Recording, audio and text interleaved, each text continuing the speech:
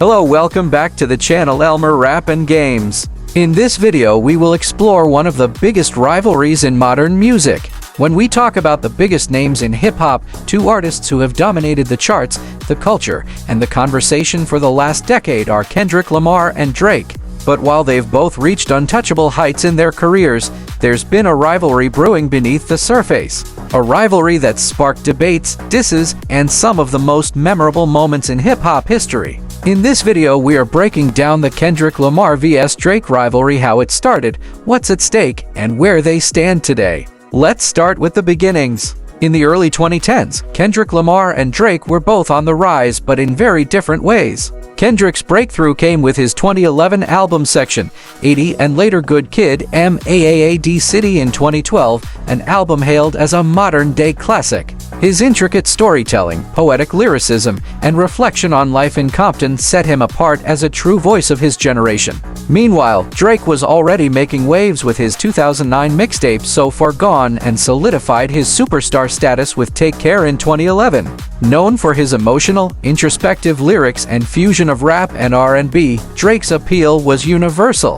The man was winning Grammys, dominating the charts, and capturing the hearts of both hip-hop heads and mainstream fans. But things really started to heat up in 2013. Kendrick Lamar dropped his now infamous verse on Big Sean's track Control, where he called out a slew of rappers, including Drake, while declaring himself the king of New York. In this verse, Kendrick challenged the entire rap game, saying, "I'm the king of New York," and claiming that no one was on his level. While many took this as a call for lyrical competition, Drake took it a bit differently. Drake didn't respond directly at first, but the tension was palpable. This set the stage for what would become a series of subliminal shots, competitive moments, and even direct jabs over the next few years. By 2015, the rivalry was full on. Kendrick released To Pimp a Butterfly, a critically acclaimed album that solidified his status as a conscious, complex artist. Around the same time, Drake was riding high with the songs titled You're Reading This, It's Too Late, and What a Time to Be Alive in collaboration with Future.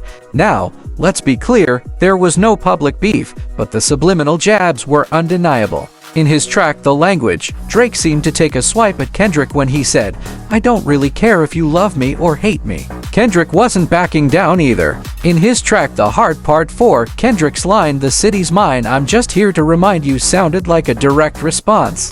But it was in 2016 when things got a little more direct. Drake's track Summer 16 had a line that many saw as a subtle diss toward Kendrick. "I'm here for a good time, not a long time." And then Kendrick dropped Humble. That song not only dominated the charts but also felt like a direct jab at anyone thinking they could top his throne. Now, the rivalry wasn't just between the artists. Fans of both sides began the inevitable debate: who's the better artist? Kendrick was seen as the lyrical genius with deep political and social commentary, while Drake's emotional vulnerability, versatility, and ability to blend rap with melodies made him a pop culture juggernaut. Both artists had their loyal fan bases, and both were dominating the charts. But when it came to who's the best, the debate was never clear. At the 2017 Grammy Awards, Kendrick Lamar's DAMN album won Best Rap Album, while Drake's Views also earned accolades. But despite both being Grammy winners, neither could truly claim victory in the court of public opinion, and the rivalry continued. But it wasn't until 2018 that things really got heated in a public way, though not directly between Kendrick and Drake. The battle between Drake and Pusha to reach new heights. But here's where the Kendrick versus Drake conversation resurfaced.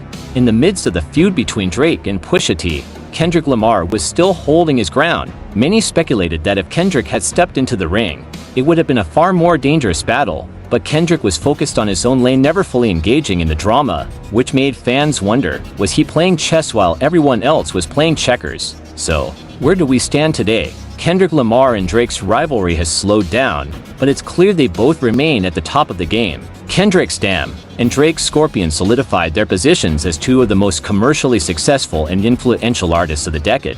And even as the competition fades, the cultural impact remains. The rivalry between Kendrick Lamar and Drake pushed both artists to evolve, experiment, and continue setting new standards in hip-hop. They may not be trading disses anymore, but their influence on music, style, and culture will continue to be felt for years to come. So, what's next for Kendrick Lamar and Drake? Will they ever collaborate? Will they go head-to-head again? Who knows? But one thing's for sure, whether they're beefing or just coexisting, these two have defined an era in hip-hop and will continue to influence the genre for years to come. Let us know in the comments who you think is the greatest between Kendrick Lamar and Drake, and don't forget to like and subscribe for more in-depth analysis of the biggest music rivalries.